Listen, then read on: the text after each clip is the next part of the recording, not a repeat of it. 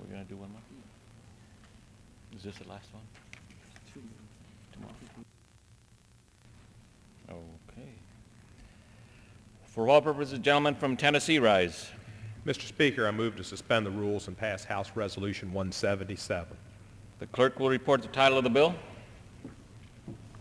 House Concurrent Resolution 177, concurrent resolution raising the awareness of the need for crime prevention in communities across the country and expressing support for designation of October 1, 2009 through October 3, 2009 as Celebrate Safe Communities Week and October as Crime Prevention Month. Pursuant to the rule, the gentleman from Tennessee, Mr. Cohen, and the gentleman from Texas, Mr. Poe, each will control 20 minutes. The chair recognizes the gentleman from Tennessee. Thank you. I ask unanimous consent that all members have 5 legislative days to revise and extend their remarks and exclude extraneous material on the resolution under consideration. Without objection. And I yield myself such time as I may consume. Gentleman is recognized. Mr. Speaker, this resolution, 177, recognizes the importance of citizen and community involvement in an effort to prevent crime and expresses support for designation of October 1 through October 3 as Crime Prevention Week and October as National Crime Prevention Month. Celebrate Safe Communities is a relatively recent crime prevention initiative of the Justice Department in partnership with the National Sheriff's Association and the National Prevention Council. The goal of this initiative is to strengthen partnership between citizens and law enforcement. In Memphis, my hometown, Stevie Moore has formed a group called FUN, and that group works with young people to prevent crime and neighborhood associations. Neighborhood Watch is an effective group that works in the community, and so is Crime Stoppers programs. During the first week in October, communities throughout the country held events educating the public about crime prevention and public safety programs. Not only do these events highlight crime prevention, but they encourage citizens to become personally involved in these programs. That's what the FUN group in Memphis of Stevie Moore did. Similarly, during the month of October, communities and law enforcement organizations commemorate Crime Prevention Month, promoting awareness of important issues such as victimization, volunteerism, and creating safer, more caring communities. The month-long celebration highlights successful crime prevention efforts on the local, state, and national levels, all of which are important in our communities. I thank the gentleman from Washington, Mr. Reichert, for introducing this resolution. I urge my colleagues to support it, and I reserve the balance of my time. The gentleman reserves the balance of his time. The gentleman from Texas. Mr. Speaker, I yield myself such time as I may consume. The gentleman is recognized. I want to thank the gentleman from Michigan, Mr. Stupak, and the gentleman from Washington, Sheriff Reichert, for introducing this legislation, H. Con Res 177, which is Celebrate Safe Communities Week. It supports the designation of October 1st, 2009 through October the 3rd as Celebrate Safe Communities Week and October is Crime Prevention Month. H. Con Res 177 also calls attention to the need for crime prevention in communities across the country. In 1984, the National Crime Prevention Council established Crime Prevention Month to encourage public education on awareness and prevention of criminal activity within communities and neighborhoods.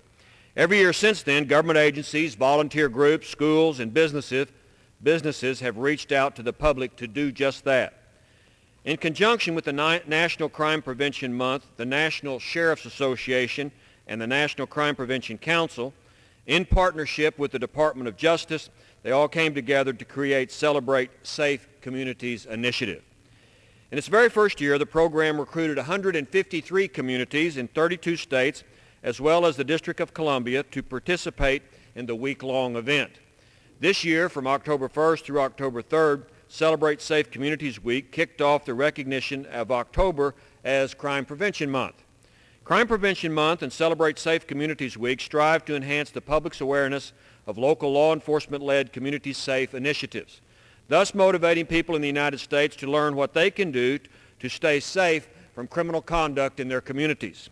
And while Celebrate Safe Communities Week highlights the importance of citizens protecting themselves through crime prevention, the initiatives also stress the importance of community participation with local law enforcement agencies after a crime has taken place. Volunteer organizations have proven to be valuable in their coordination with law enforcement officials and other community leaders. After all, partnership of those that have firsthand knowledge of their neighborhoods is without a doubt the most effective way of attacking crime head-on. This resolution reminds us that prevention is critical to the fight against crime in our society. This resolution also reminds us that crime is a local problem. There is no better time than Crime Prevention Month and Celebrate Safe Communities Week for citizens to start learning how they can take control in protecting their families and their communities. And I urge all my colleagues to support H. Con. Res. 177.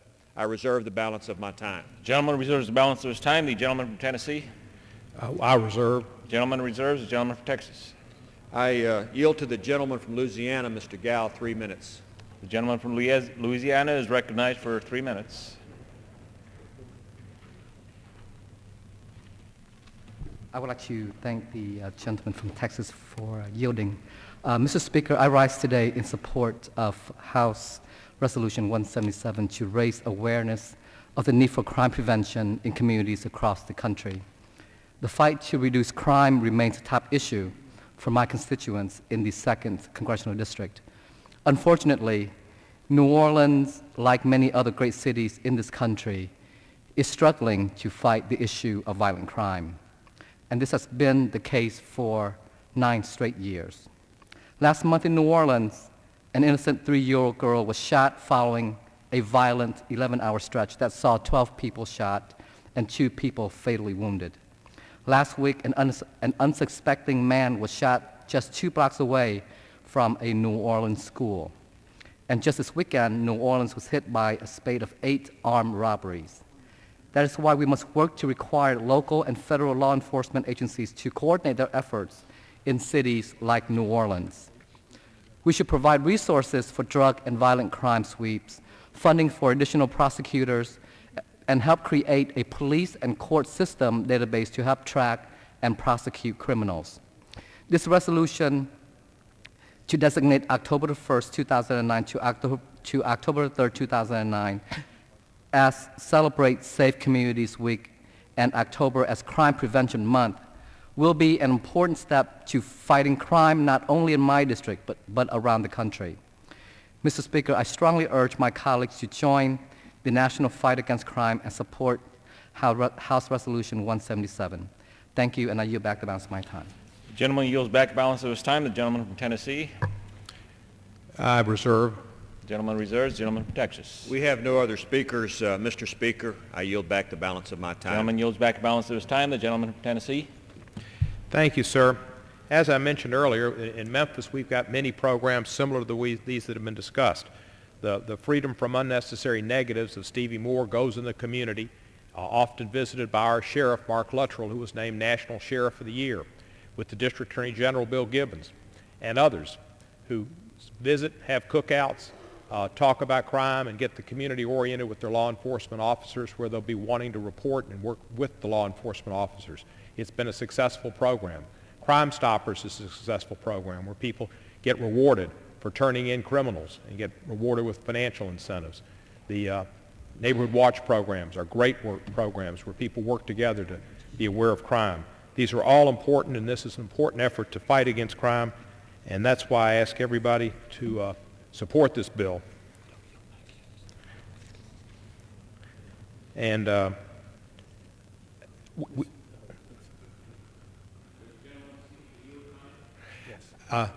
that's just the way it is. I do. I reserve and I yield to Mr. Poe. The gentleman from Texas. Gentleman from Texas. I thank the gentleman for yielding additional time. I'd like to yield as much time as he wishes to consume on this resolution to the author of the resolution, Sheriff Reichert from Washington. The gentleman from Tennessee may yield that time. The gentleman from Washington is recognized. Thank you, Mr. Speaker, and thank you, my good friends, for allowing me to be a little bit late and have an opportunity to speak on this bill. I stand here today, Mr. Speaker, as a former sheriff, and I also stand here today as a former member of the law enforcement community for 33 years. This is a new world for me, and it's a proud moment to be here and introduce this bill and have the support that we have here today from both sides of the aisle. And I know from firsthand experience that challenges associated with our communities and keeping them safe. And the truth is that safety and security is the business of every citizen, and we all have to work together to make this country safe, to make our communities safe, to keep our neighborhoods safe. And we always have to remain vigilant, and always watching out for our neighbors' homes and our own homes to keep them safe. And together we raise awareness about crime prevention and what we can do to keep our own homes safe and our entire communities. So I'm pleased today to support my resolution to designate the first week of October as Celebrate Safe Communities Week and recognize October as Crime Prevention Month. I want to thank my colleagues from across the aisle, Mr. Stupak from Michigan, for joining me in sponsoring this important effort. Crime affects everyday decisions, where we go in public, where we travel, what neighborhoods we visit, and where we might stop to shop for services or goods. Although the national crime rate has gone down in recent years, many cities and communities are actually seeing a rise in crime rates over the past year or so. I've seen the devastation that even perceived crimes can cause and the harmful effects of our communities, especially for our children. Children sometimes will feel threatened even going to school, and we've had to pass laws for school safety and school violence. And it's a sad state of affairs today when we recognize that our children are sometimes not even safe on the school grounds and the playgrounds of our schools across the country. Sometimes causes them to even turn inward and feel insecure and unsafe, and their schoolwork even suffers sometimes, and they may even turn to crime themselves. People of all ages and all walks of life can be affected by crime.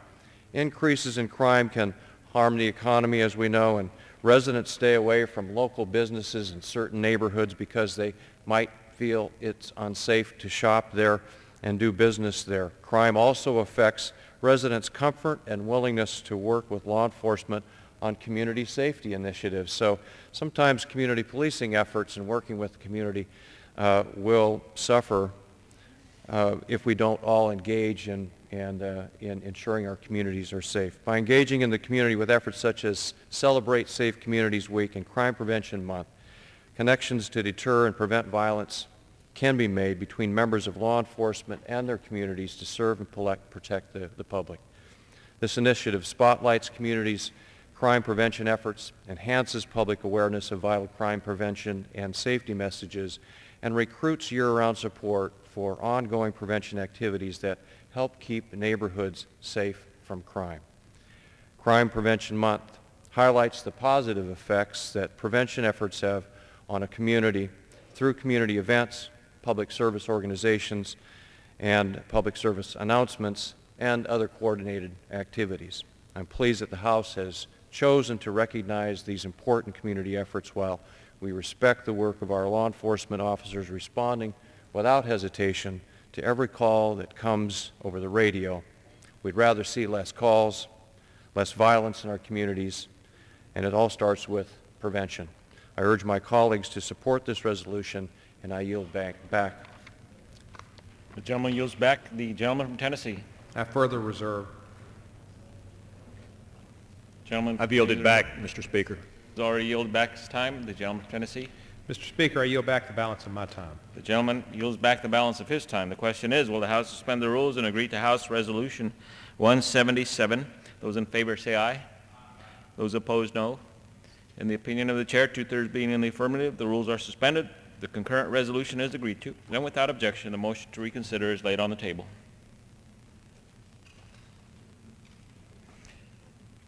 For what purpose does the gentleman from Tennessee rise? Mr. Speaker, I move to suspend the rules and pass H.R. 3632. The clerk will report the title of the bill.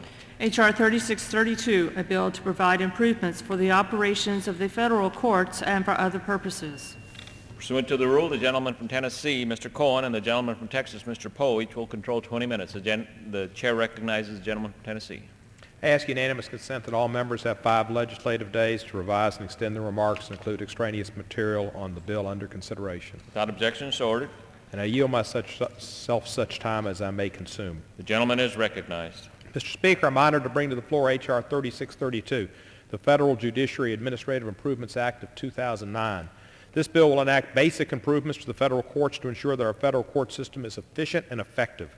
The first section of H.R. 3632 seeks to address an inconsistency in the law on the eligibility of senior judges to participate in court governance matters. This minor change will ensure that senior judges have the ability to participate in the selection of magistrate judges. This legislation will also streamline the work of the District of North Dakota by eliminating references to divisions while maintaining the present situation that North Dakota constitutes one judicial district. H.R. 3632 will also correct inequalities among the members of the judiciary. First, it adjusts the disability retirement coverage and cost of living annuity adjustments of 4 territorial judges so that these members of the judiciary will be treated like other term judges such as bankruptcy and magistrate judges. And second, this bill will change the annual leave limit for judiciary branch executives and adjust the pay scale. H.R. 3632 also makes some minor adjustments for criminal matters. For example, it will improve the control and protection of confidential information by allowing the courts to separate the judgment and statement of reason forms. In addition, small changes will clarify the scope and authority of federal pretrial service officers to assist juveniles. Finally, H.R. 3632 will change the timeline for the statistical reporting of criminal wiretapping orders by extending the deadline for judges to file these orders with the Administrative Office of the Courts by several months. Wiretap reports will continue to be provided annually to Congress, but this change will ease the administrative burden on judges and make those annual reports more accurate. This non-controversial legislation has bipartisan support. It has the full backing of the Judicial Conference of the United States, and the Senate recently introduced companion legislation. I ask my colleagues to join me in supporting this important measure, and I reserve the balance of my time. The gentleman reserves the balance of his time. The gentleman from Texas. Mr. Speaker, I rise in support of H.R. 3632, and I yield to the ranking member, Mr. Smith of Texas, as much time as he wishes to consume. The gentleman from Texas is recognized. Mr. Speaker, I thank my colleague from Texas for yielding and also my colleague on the Judiciary Committee. Mr. Speaker, the purpose of H.R. 3632 is to implement non-controversial administrative provisions that the Judicial Conference and the House Judiciary Committee believe are necessary to improve the operations of the federal judiciary and provide justice for the American people. The Judicial Conference is the policy-making body of the federal judiciary, and through its committee system evaluates court operations. The conference endorses all of the provisions in the bill. H.R. 3632 affects a wide range of judicial branch programs and operations, including those pertaining to financial administration, process improvements, and personnel administration. The bill incorporates 9 separate items, which, Mr. Speaker, I'd like to enter into the record at this point. Thank you, Mr. Speaker. Mr. Speaker, H.R. 3632 is necessary to improve the functioning of the U.S. courts, which will ultimately benefit the American people. This is a non-controversial bill, and I urge my colleagues to support it, and I'll yield back the balance of my time. The gentleman yields back the balance of his time. The gentleman from Tennessee. Reserve. The gentleman who continues to reserve. The gentleman from Texas. Mr. Speaker, I yield myself as much time as I may consume. The gentleman is recognized. Mr. Speaker, as the ranking member of the Judiciary Committee has noted, Mr. Smith from Texas, H.R. 3632 contains a number of administrative improvements to Title 28 of the United States Code that will improve the operations and efficiency of the federal judiciary. The previous speakers have highlighted many of the provisions set forth in H.R. 3632, but I would like to note 2 specific items. First, Section 4 of the legislation adjusts the disability retirement coverage and COLA adjustments of territorial judges, thereby reducing existing inequities between them and other term judges such as magistrate and bankruptcy judges. The CBO estimates that this will not result in an increase in direct spending.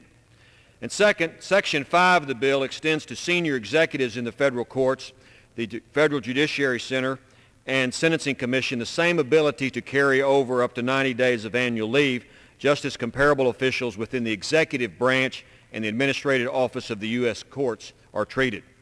Mr. Speaker, such changes are obscure but necessary to increase efficiency in our federal courts, and I urge all members to support the bill. I reserve the balance of my time. Balance of his time, the gentleman from Tennessee. Likewise reserved, sir. The gentleman from Tennessee reserves. The I gentleman have from no Texas. other speakers, Mr. Speaker. I yield back the balance of my Gentleman time. from Texas yields back the balance of his time. The gentleman from Tennessee.